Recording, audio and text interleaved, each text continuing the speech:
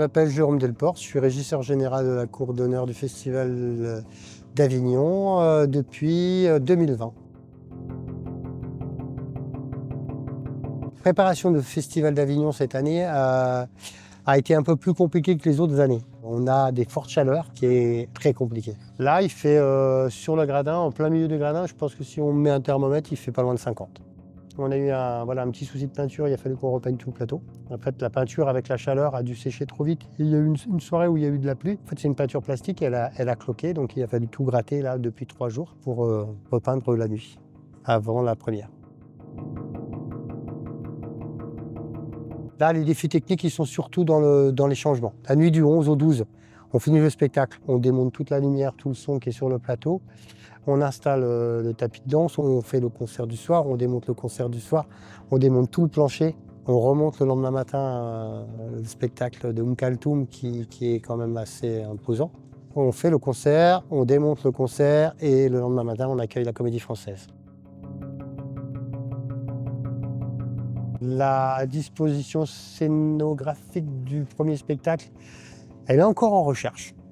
On est à 3-4 jours, on change des choses, il y a une tour, on la bouge, peut-être qu'elle va jouer, elle ne va pas jouer, on a encore des grilles qui sont là-bas, qui vont être montées, qui ne vont pas être montées, on ne sait pas encore. Mais le dispositif est assez simple quand même, c'est un système de grilles avec des grilles posées comme des tentes et un mur de grilles et des praticables.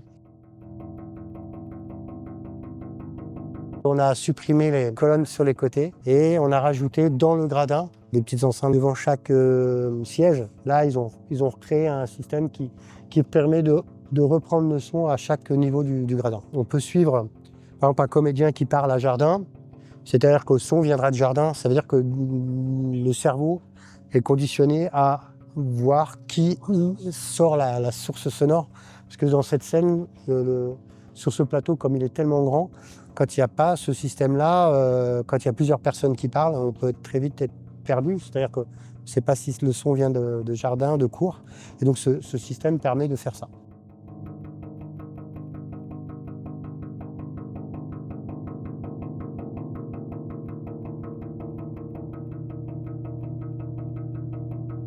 Thierry Emmanuel, technicien plateau, construction, accessoires, régie générale au théâtre depuis 35 ans peut-être. Et actuellement régisseur général au Cloître des Carmes.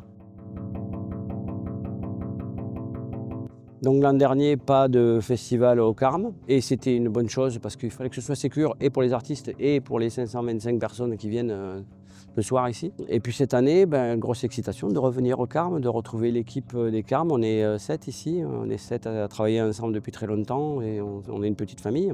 Donc on est très content de retrouver notre lieu. Très longtemps, c'était habité ici. Il y avait des trous qui ont été au final bouchés. Donc, comme un accord avec un bureau d'études, les monuments historiques, la mairie et le festival, ils ont trouvé la solution de boucher avec du sable et de mettre des sortes de trackway, des répartiteurs de charge sous chaque pied, vérin, du plateau, des gradins. Et très content d'accueillir Israël et Mohamed. Ça va être chouette. La langue arabe cette année, donc ça va être très chouette, très intéressant. Et le procès pédico qui va être pour moi une surprise, on va voir comment c'est en cours. Donc pour l'instant ça reste un peu flou, c'est un petit peu tendu, on ne sait pas trop, c'est excitant et en même temps c'est lourd. On s'apprête à recevoir des gens sur scène qui vont nous retranscrire d'une certaine manière le procès.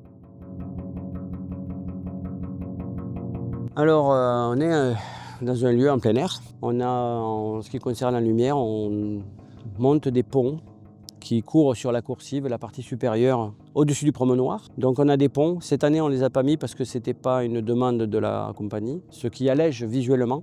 Mais donc on a des ponts, on a des accroches possibles, on a des élingages pour, une fois tout en place, éviter les mouvements. La machinerie, on a parfois eu des effets, on a eu des accroches un peu en l'air. Alors évidemment, on ne peut pas mettre un pont, on a une portée, on doit être sur 22 mètres de coursive à coursive. Donc non, mais on a tiré des élingues, on a fait des effets comme ça. Le vent, On est à Avignon, le Mistral. C'est souvent pris un peu par ceux qui viennent pour la première fois. Oui, mais bon, ça va, c'est du vent. Non, c'est pas du vent, c'est le Mistral. Et le Mistral, ça retourne tout. Donc, on a des contraintes par rapport à ça. On est très vigilant par rapport à ça. L'autre contrainte, c'est la pluie, puisqu'on est à l'extérieur. Mais bon, gros problème, c'est la chaleur. Petite anecdote, il y a 8 ans à peu près, 8-10 ans, pendant la commission de sécurité, on a mesuré, il y avait du tapis de danse, le spectacle de danse noir. Et on a pris une mesure. Il était 15 heures. On avait 74,6 degrés sur le tapis de danse. Donc ça veut dire, pour réduire un peu tout ça, c'est qu'à partir de midi, on ne travaille plus sur le plateau. Et on n'y revient pas avant 17 heures. On aménage les horaires de travail. Donc pour l'instant, on a une idée de la Céno, mais ils sont en travail, en création encore. C'est comme ça qu'on le comprend, parce qu'on n'a pas vraiment d'infos, on a juste une info sur l'implantation lumière. Ce qu'on aime tous dans l'équipe ici quand on vient, c'est que chaque fois, chaque année, on va nous proposer notre lieu d'une manière différente.